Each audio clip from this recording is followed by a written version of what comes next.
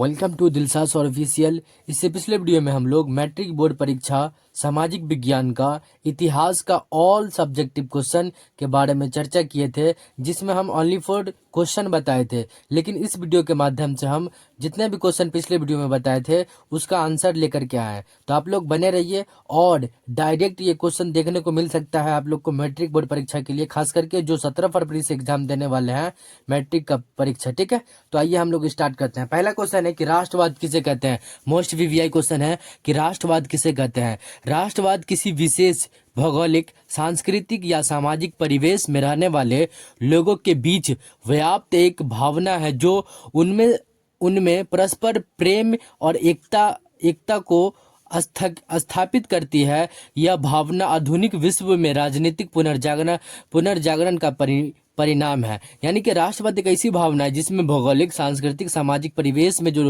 रहने वाले लोग हैं उसकी भावना का जो परस्पर प्रेम में एकता स्थापित होता है उसी को हम राष्ट्रवाद कहते हैं। ठीक है, याद रखिएगा। मोस्ट वीवीआई क्वेश्चन आपको मैट्रिक बोर्ड परीक्षा में हो सकता है फर्स्ट या सेकंड पाली में आपको देखने को मिल सकता है ये क्वेश्चन। ठीक है, अगला क्वेश्चन है कि मेटरनिक युग क्या है। मेटरनिक युग क्या है, ये भी क्वेश्चन कई बार पूछ दिया है। मेटरनिक युग, ऑस्ट्रिया के चांसलर के रूप में मेटरनिक ने 1815 से लेकर के 1848 ईस्वी तक शासन किया था। कितना याद रखिएगा, 1815 से 1848 ईस्वी तक शासन किया था। वो किस रूप में, तो चांसलर के रूप में। ठीक है, याद रखिएगा। उसके बाद शासनकाल के दौरान उसने यूरोप के राजनीति में इतनी प्रमुख भूमिका निभाई कि इस काला विधि को मेटरनिक युग कहा जाता है। यानी कि ये जो है इतना प्रमुख भूमिका निभाया, ये ऑस्ट्रिया के जो चांसलर बने थे, तो इसी के दौरान 1815 से 1848 के दौरान जो ये अपना इतना भूमिका निभाया, इतनी राजनीतिक प्रमुख भूमिका निभाई कि इसी काल अवधि को हम मेटरनिक युग कहा जाता है। ठीक है, याद रखिएगा। और ये ऑस्ट्रिया का चांसलर बना था जो 1815 से 1848 ईस्वी तक शासन किया था। ठीक है, तो दो क्वेश्चन हम जाने, राष्ट्रवाद किसे कहते हैं, मेटरनिक युग क्या है। अब हम लोग अगला क्वेश्चन जानेंगे। अगला क्वेश्चन है कि जर्मनी के एकीकरण की क्या बाधाएं थी। ये भी क्वेश्चन आपको मैट्रिक बोर्ड परीक्षा में देखने को मिल सकता है कि जर्मनी के एकीकरण में प्रमुख निम्नलिखित बाधाएं थी। यानी कि जर्मनी के एकीकरण में प्रमुख निम्नलिखित बाधाएं थी। पहला में लिखिएगा कि लगभग यह 300 छोटे राज्य में क्या होते विभक्त थे। यानी कि जर्मनी जो है यह 300 छोटे राज्य में विभक्त थे। दूसरा पॉइंट में लिखिएगा कि इन राज्यों में व्याप्त राजनीतिक, सामाजिक तथा धार्मिक विषमताएं हैं। यानी कि दूसरा पॉइंट में लिखिएगा कि राजनीतिक, सामाजिक विषमताएं है। ठीक है, अगला पॉइंट में लिखिएगा, तीसरा पॉइंट में राष्ट्रवाद की भावना का अभाव। यानी कि ये इसमें क्या है, राष्ट्रवाद की भावना का अभाव है। उसके बाद चौथा पॉइंट में लिखिएगा कि ऑस्ट्रिया का हस्तक्षेप, तथा पांचवा पॉइंट में लिखिएगा कि मेटरनिक का प्रतिक्रियावादी, घोर प्रतिक्रियावादी। ठीक है, यानी कि जर्मनी की एकीकरण में जो बाधाएं थी, पहला 300 छोटे राज्य में विभक्त थे जर्मनी, और इन राज्य में व्याप्त राजनीतिक और सामाजिक धार्मिक विषमताएं थी। यानी कि इसमें मेल जोल नहीं था। उसके बाद तीसरा पॉइंट में लिखिएगा कि राष्ट्रवाद की भावना का अभाव था। अगला क्वेश्चन में लिखिएगा, अगला पॉइंट में लिखिएगा कि ऑस्ट्रिया का हस्तक्षेप तथा मेटरनिक का घोर प्रतिक्रियावादी नीति था। ठीक है, तो ये था जर्मनी के एकीकरण में बाधा। ये क्वेश्चन भी आपको देखने को मिल सकता है क्लास 10 के बोर्ड परीक्षा में। ठीक है, डायरेक्ट क्वेश्चन पूछ सकता है प्रथम पाली या सेकंड पाली में। ठीक है, अगला क्वेश्चन देखते हैं। अगला क्वेश्चन है कि गैरिबाल्डी के कार्यों को चर्चा करें। ये भी क्वेश्चन आपको बोर्ड परीक्षा में देखने को मिल सकता है, कई बार पूछा भी है। इतिहास, गैरिबाल्डी को इटली के एकीकरण के क्रम में दक्षिणी इटली के रियासत का एकीकरण करने हेतु याद करता है। यानी कि इतिहास जो किसके, तो दक्षिणी इटली के एकीकरण के लिए इसको याद करा जाता है। ठीक है, याद रखिएगा। प्रारंभ में वह मेजनी के विचार का समर्थक था। किसका, मेजनी के विचार का समर्थक था, जो इटली के एकीकरण का मसीहा या पैगंबर भी कहा जाता है मेजनी को। ठीक है, किंतु बाद में कावूड़ के प्रभावित होकर संवैधानिक राजतंत्र का पक्षधर बन गया। गैरिबाल्डी पेशे से नाविक था। याद रखिएगा, ऑब्जेक्टिव में भी प्रश्न बनता है कि गैरिबाल्डी पेशे से क्या था, तो नाविक था। उसने कर्मचारियों एवं तथा स्वयंसेवक की शस्त्र सेना का गठन कर इटली के प्रांत सिसिली तथा नेपल्स पर आक्रमण कर विजय प्राप्त किया। गैरिबाल्डी ने यहाँ विक्टर एमेनुअल के प्रतिनिधित्व के रूप में सत्ता पर संभाली। तत्पश्चात गैरिबाल्डी विक्टर एमेनुअल से मिला और दक्षिणी इटली के जीत गए संपूर्ण क्षेत्र में संपत्ति उसे सौंप दी। गैरिबाल्डी ने विक्टर एमेनुएल द्वारा दक्षिण क्षेत्र के शासक बनाने के नियंत्रण को ठुकरा दिया और कृषि कार्य करना स्वीकार किया। यानी कि गैरिबाल्डी क्या किया, तो सबसे पहले इसको इतिहास में किस नाम से, तो इटली के एकीकरण के दक्षिणी भाग का रियासत एकीकरण करने का हेतु याद किया जाता है। उसके बाद यह मेजनी का, पहले किसका समर्थक था, तो मेजनी का, किंतु बाद में काउंट काबूर का जो है ये प्रभावित हुआ संवैधानिक राजतंत्र से। उसके बाद ये गैरिबाल्डी पेशे से नाविक था। ठीक है, याद रखिएगा ये सर। अगले क्वेश्चन के बारे में हम लोग जानेंगे, मेजनी कौन था। अगला क्वेश्चन है मोस्ट वीवीआई क्वेश्चन, ये भी कई बार पूछ दिया है कि मेजनी कौन था। मेजनी इटली के राष्ट्रवादी के गुप्त दल यानी कि कार्बोनरी का सदस्य था। याद रखिएगा कि मेजनी ने कौन सा सदस्य की स्थापना की, तो कार्बोनरी का। ठीक है, याद रखिएगा। उसके बाद वह सेनापति होने के बाद साथ साथ गणतांत्रिक विचारों का समर्थक और साहित्यकार था। याद रखिएगा कि मेजनी एक इटली के साहित्यकार और गणतांत्रिक विचारों का समर्थक माना जाता है और इसे इटली के एकीकरण का पैगंबर या मसीहा भी कहा जाता है। ठीक है, याद रखिएगा। उसके बाद 1830 ईस्वी में नगरीय आंदोलन द्वारा मेजनी ने उत्तरी और मध्य इटली में एकीकृत गणराज्य स्थापित करने का प्रयास किया, जिसमें इसमें असफल रहने पर उसे इटली का पलायन करना पड़ा।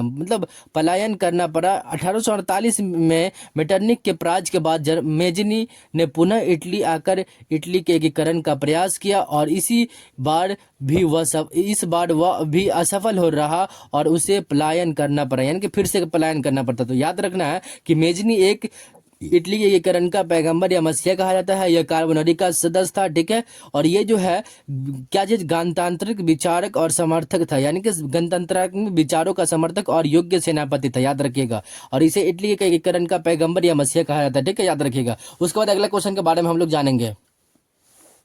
अगला क्वेश्चन है कि खूनी रविवार क्या है, या खूनी रविवार से आप क्या समझते हैं। ये क्वेश्चन मोस्ट वीवीआई क्वेश्चन है क्लास 10 के लिए, जो फरवरी में एग्जाम देने वाले हैं बच्चे लोग। ठीक है, उसके लिए मोस्ट वीवीआई क्वेश्चन है। हो सकता है कि फर्स्ट पाली या सेकंड पाली में देखने को मिल सकता है।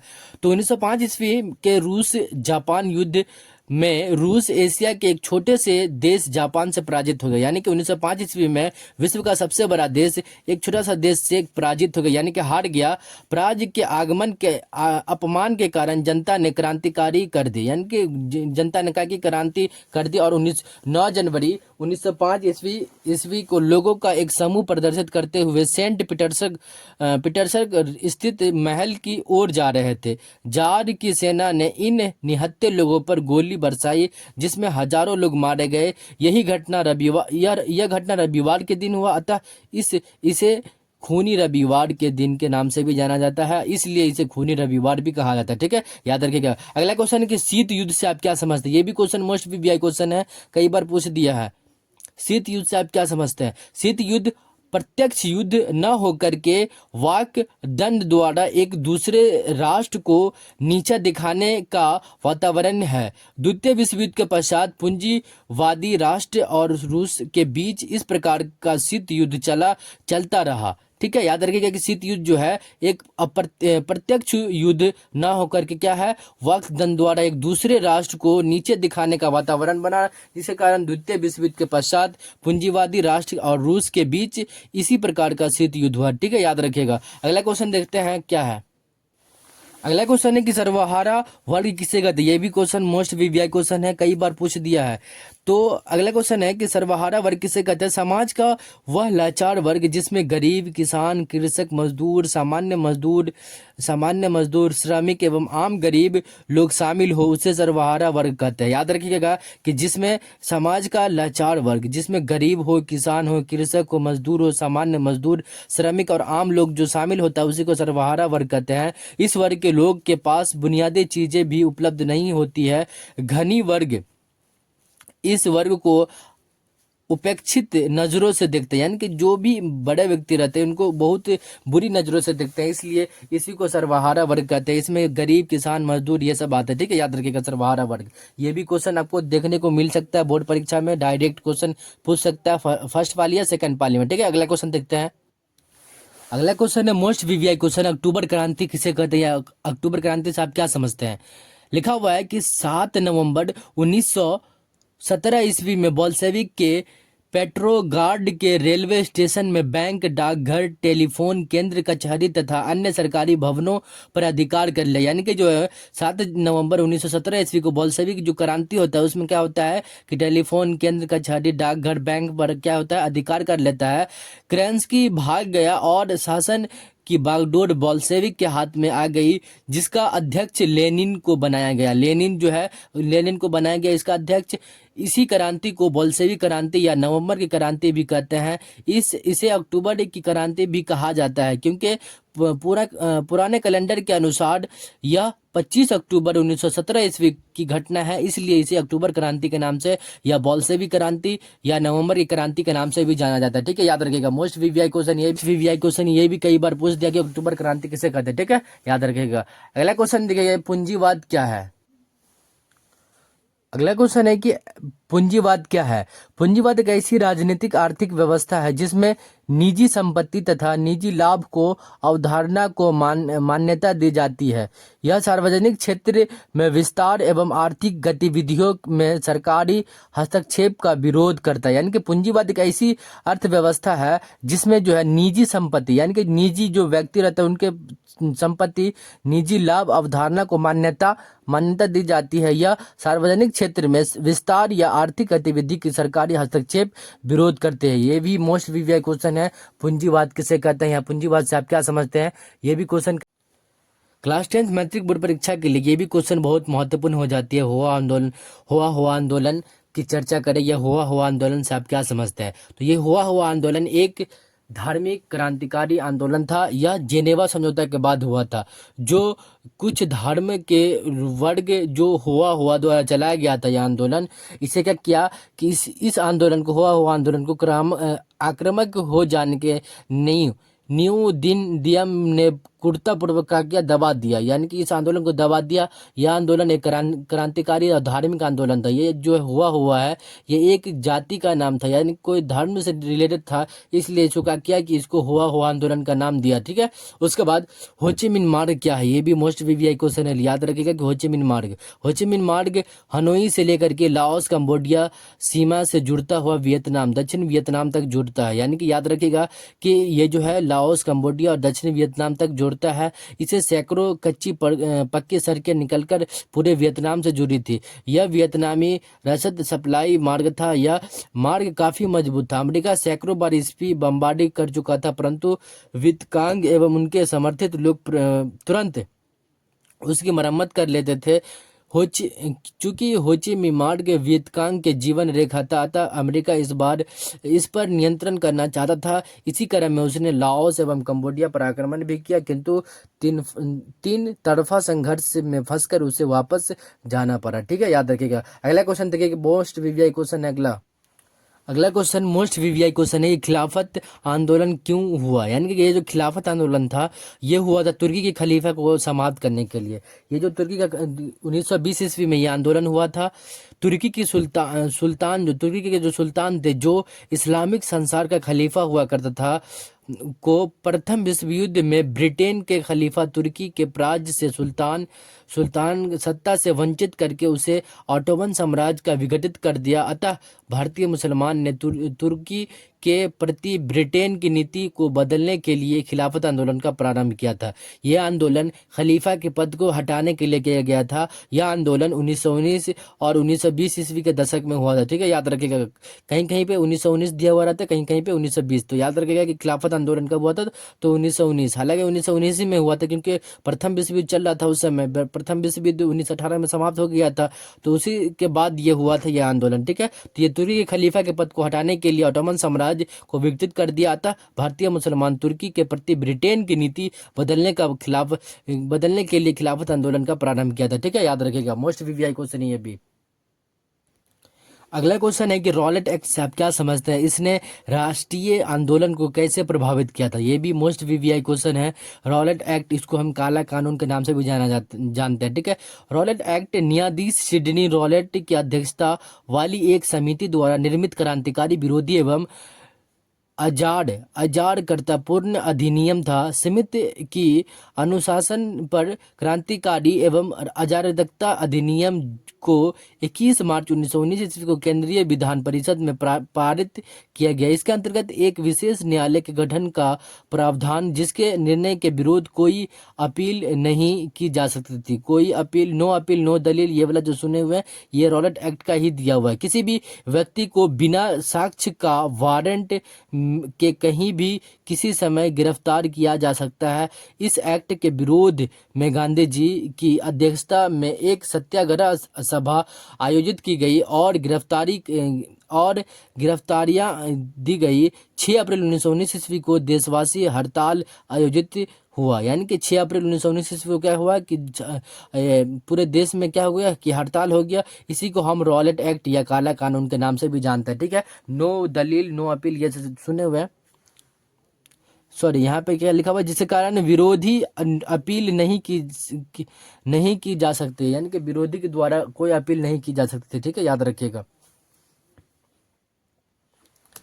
अगला क्वेश्चन है कि असहयोग आंदोलन प्रथम जन आंदोलन था कैसे। ये भी मोस्ट वीवीआई क्वेश्चन है, कई बार पूछ दिया कि असहयोग आंदोलन प्रथम जन आंदोलन था कैसे। तो 1920 ईस्वी में गांधी जी के नेतृत्व में चलाया गया असहयोग आंदोलन इस मायने में प्रथम जन आंदोलन था कि इससे पूर्व के सभी आंदोलन आर्थिक और सामाजिक आधार पर किसी वर्ग विशेष के द्वारा अपने हितों की रक्षा अथवा पूर्ति के लिए चलाए गए थे, जबकि इस असहयोग आंदोलन के कार्य ऐसे थे कि हर तरह के लोग इसमें अपना योगदान कर सके। जैसे सरकारी उपाधि एवं अवैतनिक पदों का त्याग, सरकारी और अदर सरकारी उत्सव का बहिष्कार, सरकारी स्कूल एवं कॉलेज का बहिष्कार, सरकारी न्यायालय और का बहिष्कार, विदेशी वस्तु का बहिष्कार। जनता अपने अपने स्तर के अनुरूप इन कार्यक्रम में योगदान दिया और असहयोग आंदोलन को जन आंदोलन का रूप दिया गया। यानी कि 1920 ईस्वी में जो असहयोग आंदोलन जो स्टार्ट किया गया था 1920 ईस्वी में गांधी जी द्वारा, ये 1922 ईस्वी में स्थगित हो गया था। यानी कि उसको बंद कर दिया गया था। ठीक है, बाद में क्यों? क्योंकि इसमें क्या होता था कि बहिष्कार किया गया था। सरकारी स्कूल कॉलेज का बहिष्कार, क्या बोलते उत्सव आधाधिकारी का बहिष्कार, विदेशी बहिष्कार, न्यायालय का बहिष्कार, ये सब किया गया था। ठीक है, याद रखिएगा। ये भी क्वेश्चन कई बार पूछ दिया मैट्रिक बोर्ड परीक्षा में। ठीक है, अगला क्वेश्चन देखते हैं। अगला क्वेश्चन है कि मुस्लिम लीग के क्या उद्देश्य थे। ये भी मोस्ट वीवीआई क्वेश्चन है। मुस्लिम लीग की स्थापना 30 दिसंबर 1906 ईस्वी को हुई थी। इसका उद्देश्य था मुस्लिम के हितों की रक्षा करना। इसकी नींव ढाका के नवाब सलीमुल्लाह खान ने रखी थी। यानी कि ढाका जो बांग्लादेश की राजधानी है, ढाका के नवाब सलीमुल्लाह ने रखी थी। क्योंकि उस समय जो है वो पूरा भारत का ही क्षेत्र था, क्योंकि उस समय बंटवारा तो नहीं हुआ था। इसके उद्देश्य मुसलमानों को सरकारी सेवा के उचित स्थान दिलाना एवं न्यायाधीश के पद पर मुसलमान को जगह दिलाना, विधान परिषद में अलग निर्वाचक मंडल बनाना एवं काउंसिल में उचित जगह करवाना। यानी कि इसका जो स्थापना हुआ था वो 30 दिसंबर 1906 ईस्वी को। इसमें मेन किरदार सलीमुल्लाह जो ढाका के क्या थे, ढाका के रहने वाले थे। ठीक है, याद रखिएगा। उसके बाद अगला क्वेश्चन है कि मोस्ट वीवीआई दांडी यात्रा का क्या उद्देश्य था। ये भी क्वेश्चन कई बार पूछते हैं कि दांडी यात्रा का क्या उद्देश्य था। दांडी यात्रा का उद्देश्य दांडी समुद्र तट पर पहुंचकर समुद्र के पानी से नमक बनाकर नमक कानून का उल्लंघन कर सरकार को बताना था कि नमक पर कर बढ़ाना अनुचित फैसला है। साथ ही यह कहकर खिलाफ सविनय अवज्ञा आंदोलन की शुरुआत किया था। यानी कि दांडी यात्रा के बाद ही क्या किया कि सविनय अवज्ञा आंदोलन जो 1930 ईस्वी में चालू हुआ था। ठीक है, याद रखिएगा। और दांडी यात्रा भी 1930 ईस्वी में हुआ, 6 अप्रैल 1930 ईस्वी को, याद रखिएगा। तो दांडी यात्रा का उद्देश्य था कि क्या कि समुद्र तट पर पहुंचकर समुद्र के पानी से नमक बनाकर नमक कानून का उल्लंघन कर सरकार को बताना कि नमक पर कर बढ़ाना अनुचित फैसला है। साथ ही यह कहकर खिलाफ सविनय अवज्ञा आंदोलन की शुरुआत का संकेत भी था। ठीक है, याद रखिएगा। अगला क्वेश्चन देखते हैं, मोस्ट वीवीआई क्वेश्चन है। अगला क्वेश्चन है मोस्ट वीवीआई क्वेश्चन, सलम पद्धति की शुरुआत कैसे हुई, या सलम पद्धति से आप क्या समझते हैं, इसकी शुरुआत क्यों हुआ, कैसे हुआ। तो याद रखिएगा कि छोटे, गंदे और अवस्थायी स्थानों में यह फैक्ट्री मजदूर निवास करते थे, वैसे आवासीय स्थलों को स्लम कहा जाता था। यानी कि जो है जहाँ पे गंदे छोटे मजदूर लोग जो रहते थे उसको हम क्या कहते थे, स्लम कहा जाता था। ठीक है। औद्योगिकरण के फलस्वरूप बड़े बड़े कारखाने स्थापित हुए जिसमें काम करने के लिए बड़े संख्या में गांव से मजदूर पहुंचाने लगे। वहां रहने की के कोई व्यवस्था नहीं था। मजदूर कारखाने के निकट रहकर, इसलिए कारखाने के मालिक ने उनके लिए छोटे छोटे तंग मकान बनवाए जिसमें सुविधा उपलब्ध नहीं था। यानी कि कुछ चीज़ का सुविधा नहीं था, यानी कि जो सुविधा होना चाहिए वो सुविधा नहीं था। इन मकानों में हवा, पानी और रोशनी, साथ साफ सफाई की भी व्यवस्था नहीं था। यानी कि ऐसा स्थिति था कि यहाँ पे साफ सफाई भी, इतना गंदगी था, जिसके कारण क्या हुआ कि स्लम पद्धति की शुरुआत हुआ। और इसी को हम बोलते हैं कि इसकी शुरुआत क्यों और कैसे हुआ था। यानी कि आपको क्वेश्चन कैसे भी पूछे कि स्लम पद्धति की शुरुआत क्यों और कैसे हुआ था, या स्लम पद्धति की शुरुआत क्यों हुआ था या कैसे हुआ था, कैसे भी क्वेश्चन पूछे आपको यही आंसर लिखना। ठीक है। अगला क्वेश्चन देखिए यहाँ पे देखिए अगला क्वेश्चन कि न्यूनतम मजदूरी कानून कब पारित हुआ और इसके क्या उद्देश्य थे। ये भी क्वेश्चन कई बार पूछ दिया मैट्रिक बोर्ड परीक्षा में कि कारखाना मालिकों द्वारा अधिकारी लाभ कमाने के उद्देश्य से मजदूर द्वारा अधिक से अधिक काम लिया जाता था और मजदूरी कम से कम दी जाती थी। अतः मजदूर के लिए सन 1948 ईस्वी में न्यूनतम मजदूरी कानून पारित हुआ था। यानी कब न्यूनतम मजदूरी कानून पारित हुआ था, 1948 ईस्वी में, याद रखिएगा। ठीक है। उसके बाद देखिए इसके द्वारा कुछ उद्योगों में मजदूर की दरें निश्चित की गई। इस आधार पर द्वितीय पंचवर्षीय योजना में यह विचार रखा गया कि मजदूर के न्यूनतम मजदूर अनेक केवल गुजारा कर लेने भर न होकर इससे इससे कुछ अधिक हो ताकि वह अपनी कुशलता को भी बनाए रखे। न्यूनतम मजदूरी कानून को पारित होने से मजदूर की दशा में सुधार की शुरुआत हुई थी। यानी कि याद रखिएगा कि ये जो न्यूनतम मजदूरी कानून जो पारित हुआ था वो 1948 ईस्वी में हुआ था। ठीक है, याद रखिएगा। अगला क्वेश्चन मोस्ट वीवीआई क्वेश्चन है, देखिए अगला क्वेश्चन है कि गिरमिटिया मजदूर कौन थे, इन्हें विशेषकर किन कार्य में लगाया जाता था। तो गिरमिटिया मजदूर जो है औपनिवेशिक देश के ऐसे श्रमिक जिन्हें एक निश्चित समझौता द्वारा निश्चित समय के लिए अंग्रेज शासित प्रदेश में ले जाया जाता था, गिरमिटिया मजदूर कहा जाते थे। यानी कि क्या किया जाता था कि औपनिवेशिक देश में ऐसे श्रमिक जो निश्चित समझौता द्वारा निश्चित समय के लिए अंग्रेज द्वारा लालच के जरिए, जो भी आपको इतना पैसा मिलेगा, उसके लालच के जरिए क्या किया कि गिरमिटिया मजदूर बना करके अपने देश ले गया। इन्हें मुख्यतः नकदी फसल और जैसे गन्ना के उत्पादन में लगाया जाता था। इन्हें जमैका, फिजी, त्रिनिडाद